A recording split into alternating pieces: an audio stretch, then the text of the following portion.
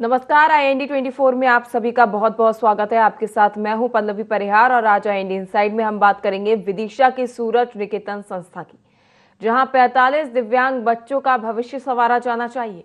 लेकिन ये संस्था आज खुद विवादों के दलदल में फंसी हुई है। संस्था के अपने ही स्टाफ ने अध्यक्ष पर कमीशनखोरी और मनमानी जैसे गंभीर आरोप लगा दिए हैं। मामला अब इतना तूल पकड़ चुका है कि शिकायत कलेक्टर कार्यालय तक पहुंच गई है और पूरा प्रशासन हरकत में आ गया है।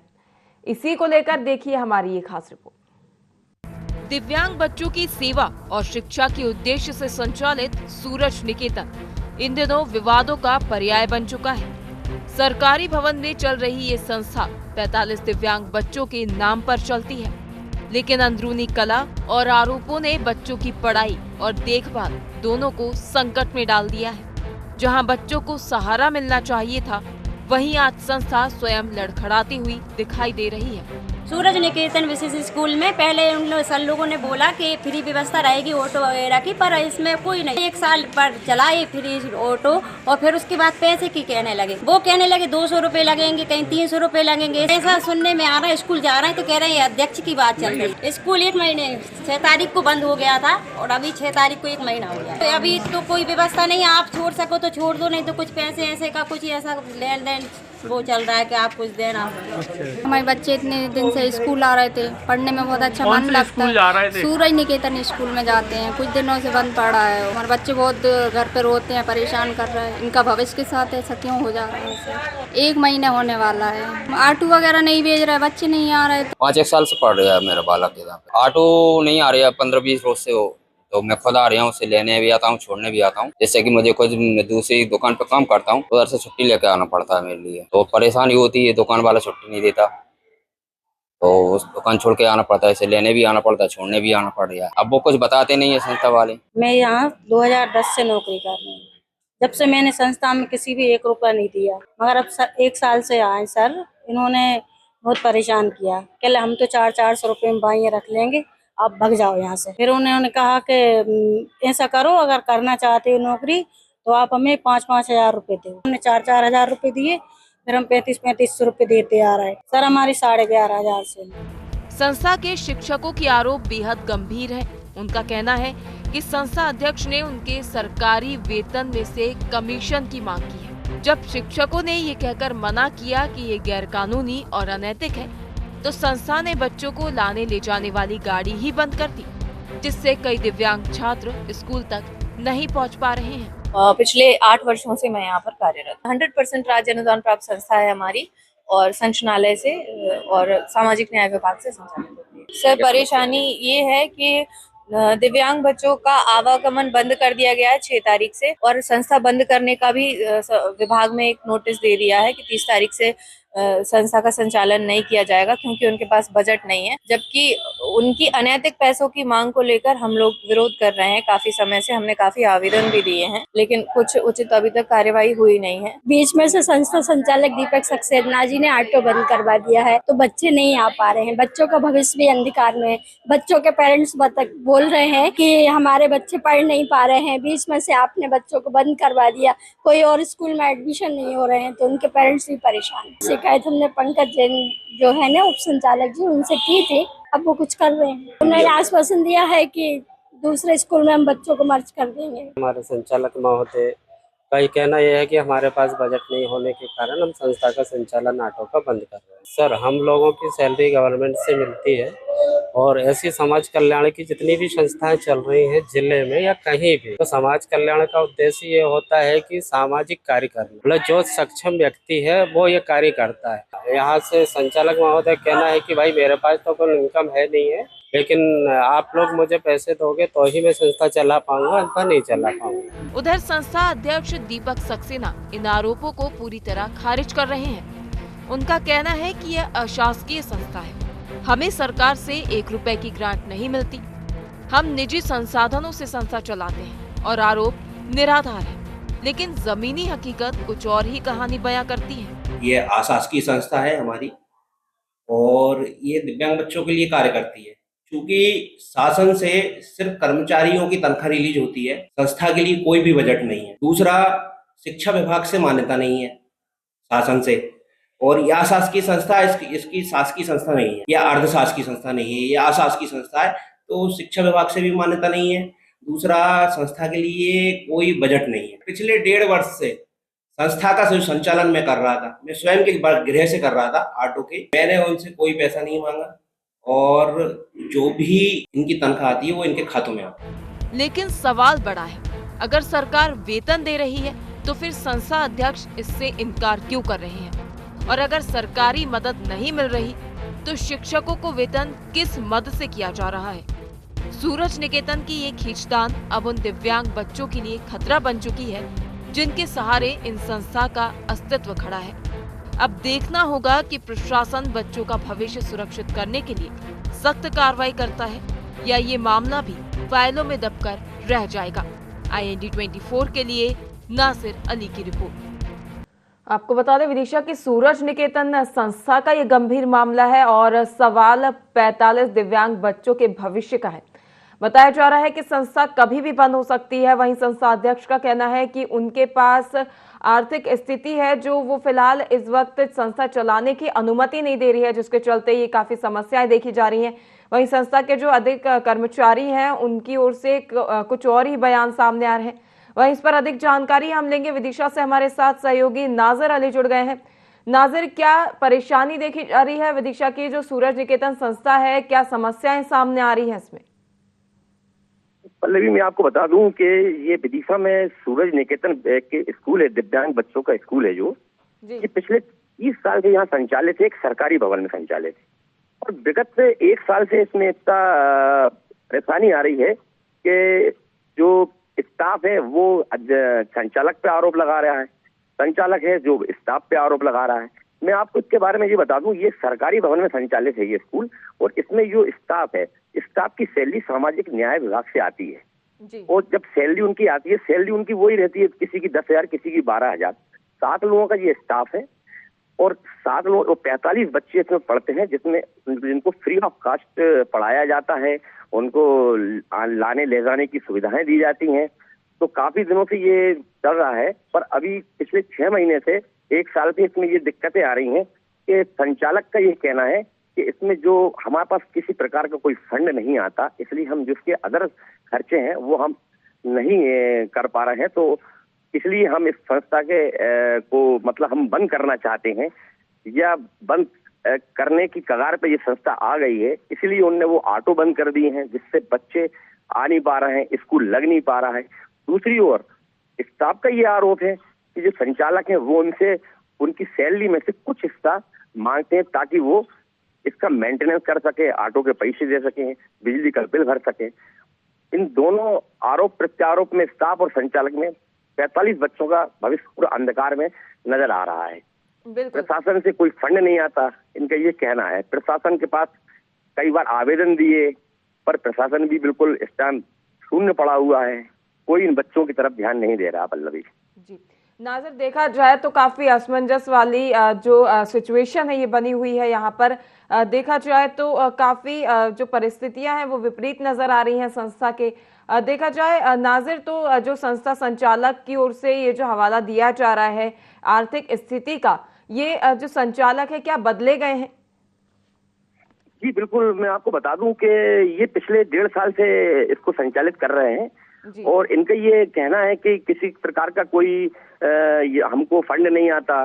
जब ये बताइए कि जब ये ना ये शासकीय संस्था है ना ये अर्ध शासकीय संस्था है, ये एक निजी संस्था है। जब ये निजी संस्था है तो सरकारी भवन में क्यों संचालित हो रही है?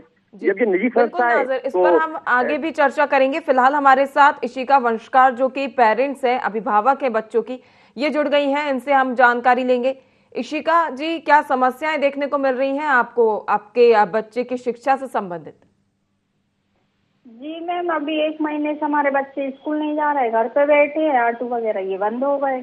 जी, जब आपने ये समस्या उनको बताई, संस्था अध्यक्ष को उनके सामने रखी, तो उनका क्या कहना है इस पर? उनका कहना यही है कि मार्कशीट नहीं देंगे और उससे क्या बोलते कि मार्कशीट भी नहीं देंगे, जैसे अपन को भविष्य में कभी बच्चों को उधर से निकालना है तो वो मार्कशीट, वो टीसी भी नहीं दे रहा है। ऐसा क्यों है, क्यों किया जा रहा है संस्था की ओर से? क्या आपने इसको लेकर सवाल किया है उनसे कि ऐसा क्यों किया जा रहा है? ऐसा ये बोल रहा है कि वो सरकार से पैसे नहीं मिल रहा बच्चों के लिए। तो सरकार से पैसे नहीं मिल रहे, इससे तो आपके बच्चों की टीसी मार्कशीट का कुछ भी लेना देना नहीं है। आपने उनको ये नहीं कहा कि संस्था को जब सरकार की ओर से पैसे नहीं मिल रहे हैं, इससे आपके बच्चे का कोई लेना देना नहीं है, तो फिर आपके बच्चे की टीसी और मार्कशीट क्यों रोकी जाएगी? क्या आपने इसको लेकर कंप्लेन की है? जी करी तो है मैम। कहाँ की है शिखा जी कंप्लेन? इधर दिए कि कलेक्टर के पास आवेदन दिया है। जी, कलेक्टर को आवेदन दिया गया है। क्या प्रतिक्रिया सामने आई जब आपने कलेक्टर को आवेदन दिया, तो उनकी ओर से क्या कहा गया इस मामले को लेकर? बस वो तो ये बोल रहे थे कि हम लोग बात करते हैं ये बोल के, और हम लोगों को बस निकाल दिया वहाँ से कि हम लोग बात कर लेंगे। जी, इशिका जी, केवल आपने ही इसको लेकर आवेदन दिया है या आपके साथ और भी अभिभावक थे? और भी लोग थे और पेरेंट्स थे बच्चों के। जी, जितने बच्चे वहाँ पे पढ़ते सबके पेरेंट्स थे वहाँ पे। जी बिल्कुल इशिका जी, तमाम जानकारी साझा करने के लिए और जुड़ने के लिए बहुत बहुत धन्यवाद। वहीं इस पर अधिक जानकारी के लिए हमारे साथ नीता सक्सेना, जो कि टीचर हैं संस्था की, ये जुड़ गई है। नीता जी, क्या संस्था में समस्याएं देखने को मिल रही हैं, क्या परेशानियां देखने को मिल रही हैं इस वक्त? जी, संस्था में बच्चों का आवागमन पिछले 1 महीने से बंद कर दिया गया था। जी, जबकि संस्था में सभी संस्था कर्मचारी मिलकर बच्चों के आवागमन का और भी चीजों का वहन उठा रहे थे, खर्च हम दे रहे थे अपनी तरफ से। पर अध्यक्ष महोदय का कहना है कि वो उनको ज्यादा पैसे चाहिए, मतलब उनका भी कुछ फायदा हो उस चीज में, इसलिए उन्होंने संस्था बंद करने का, मतलब ये शायद हमको धमकाने के लिए नोटिस भेजा था कार्यालय, या फिर वो खुद बंद करना चाह रहे थे, पता नहीं।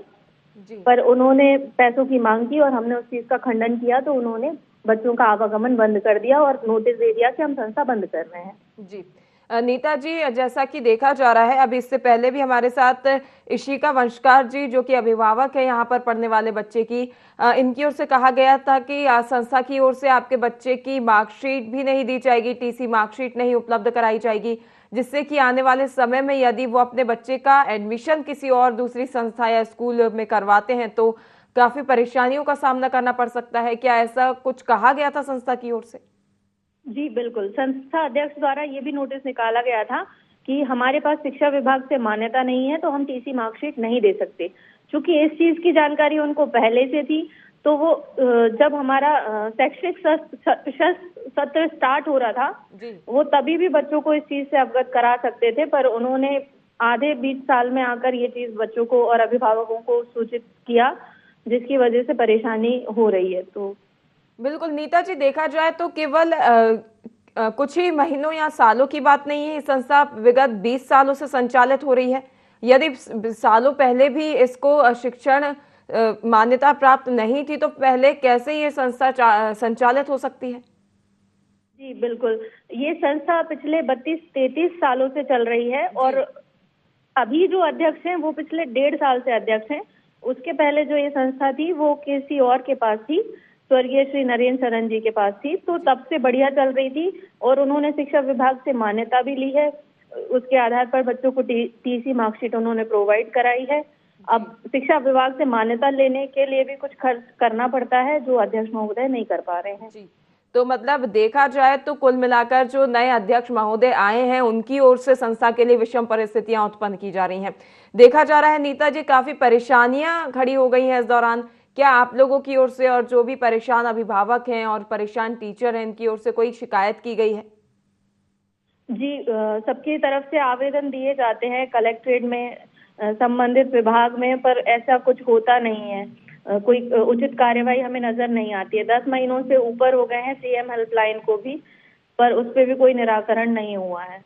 जी बिल्कुल नीता जी, इस पर कार्रवाई करने की आवश्यकता है और देखने वाली बात होगी कि कार्रवाई कितने दिनों में होती है और कब अधिकारी कर्मचारी इसको लेकर सुध लेते हैं। तमाम जानकारी साझा करने के लिए और जुड़ने के लिए बहुत बहुत धन्यवाद।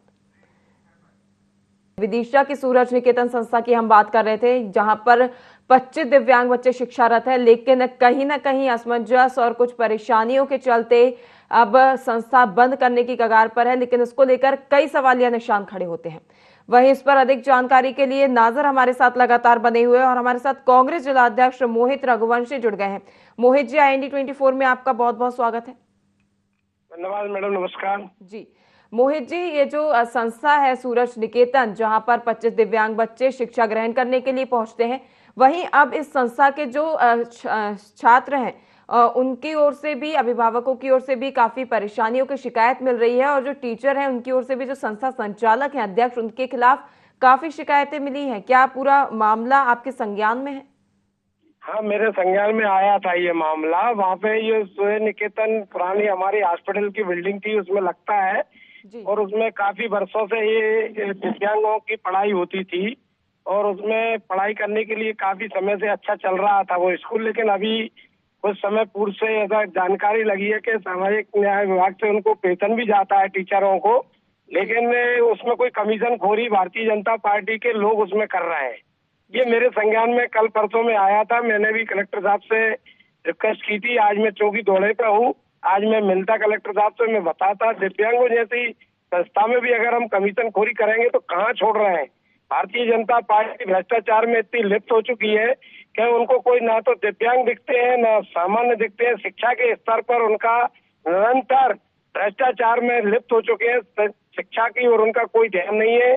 कितने स्कूल बंद हो रहे हैं, नए खुल नहीं रहे हैं, जो खुले हुए हैं उनको भी बंद करने की कगार पर है। जी बिल्कुल, काफी गंभीर विषय है मोहित जी। और देखा जाए तो 45 दिव्यांग बच्चों के भविष्य का सवाल है, क्योंकि यदि बीच अधर में छोड़कर ये संस्था बंद की जाएगी तो बाकी के समय क्या करेंगे बच्चे, क्योंकि उन्हें बीच शैक्षिक सत्र में एडमिशन कहीं भी स्कूल में प्राप्त नहीं होगा, जिसके चलते उन्हें काफी समस्याओं का सामना करना पड़ सकता है।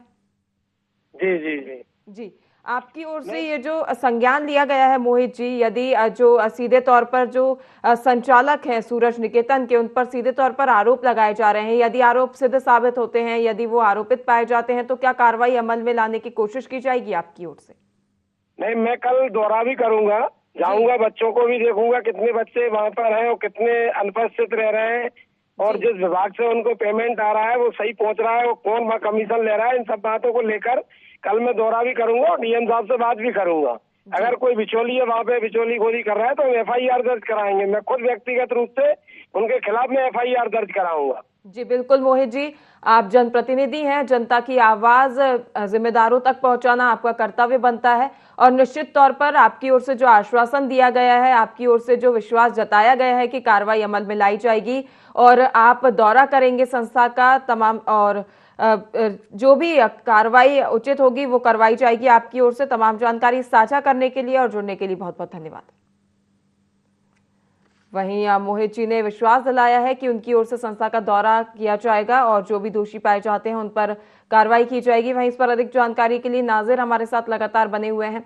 नाजिर, जैसा कि जो टीचर हमारे साथ जुड़ी हुई थी उनकी ओर से आरोप लगाए गए हैं संचालक पर, और मोहित रघुवंशी जो कांग्रेस जिला अध्यक्ष है ये भी हमारे साथ जुड़े हुए थे, इन्होंने भी कहीं ना कहीं इनडायरेक्टली कमीशन खोरी इसमें संलिप्तता बताई है, कमीशन खोरी की संलिप्तता। तो क्या कहना है इसका? मैं आपको बता रहा था कि ये जो जब ये संचालक का कहना है कि ये संस्था अशासकीय है, अशासकीय नहीं, अशासकीय है, अर्धशासकीय भी नहीं है और ये निजी संस्था है, तो आप ये बताइए कि ये लोगों को सामाजिक, ये स्टाफ को सामाजिक न्याय विभाग से वेतन किस मद से आता है, फिर ये सरकारी भवन में ये क्यों संचालित है? आप इसलिए बहुत बड़ा सवाल खड़ा होता है। शासन की तरफ से दिव्यांग बच्चों के लिए काफी फंड आता है, वो फंड कहाँ जाता है?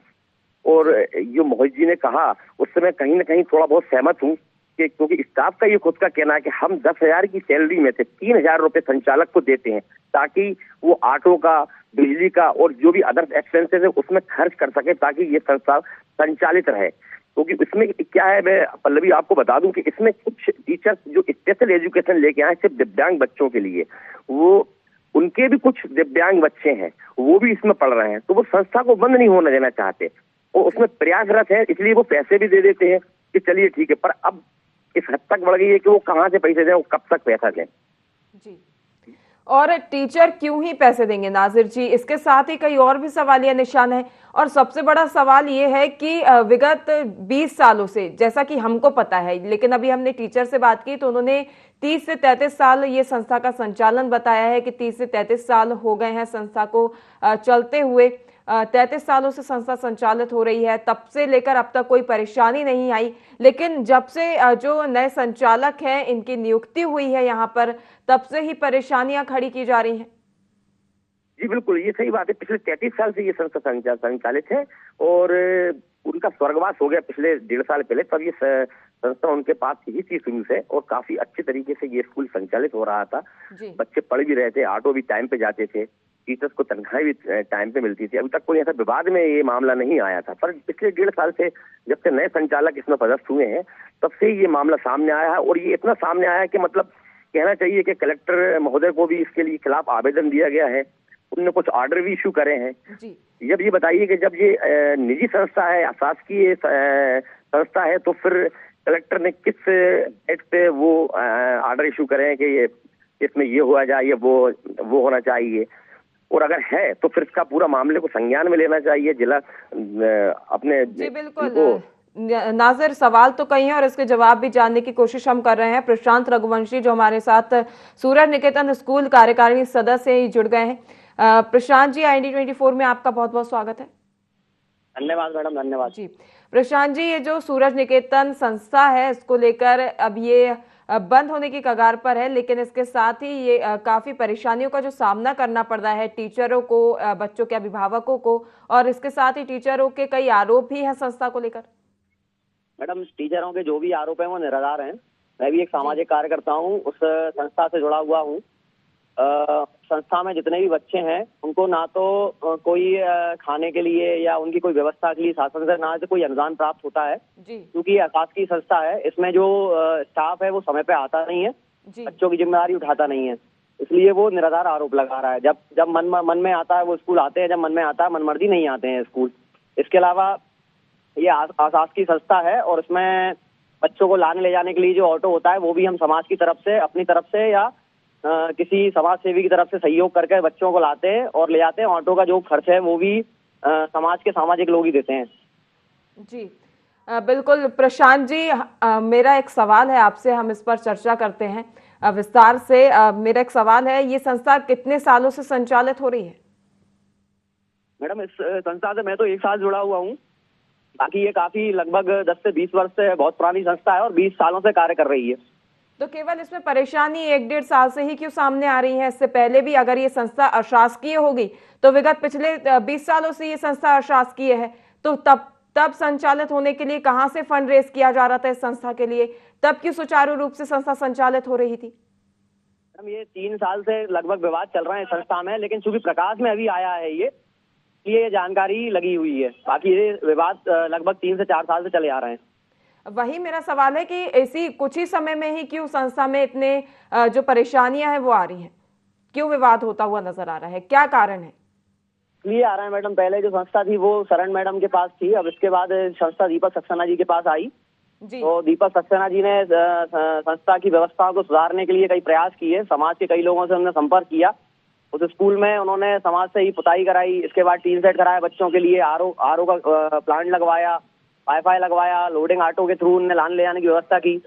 काफी व्यवस्था दीपक सक्सेना जी की ओर से व्यक्तिगत रूप से समाज के थ्रू उन्होंने मतलब ये चालू की।